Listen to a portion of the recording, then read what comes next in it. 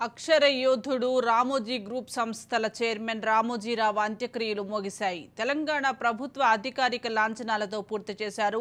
గౌరవ సూచకంగా పోలీసులు గాల్లోకి కాల్పులు జరిపారు. రామోజీ ఫిల్మ్ సిటీలోని విశాలమైన ప్రాంతంలో ఆయన నిర్మాణం చేయించుకున్న ఆ స్మృతి కట్టడం వద్దే అంతిమ సంస్కారాలు పూర్తి చేశారు.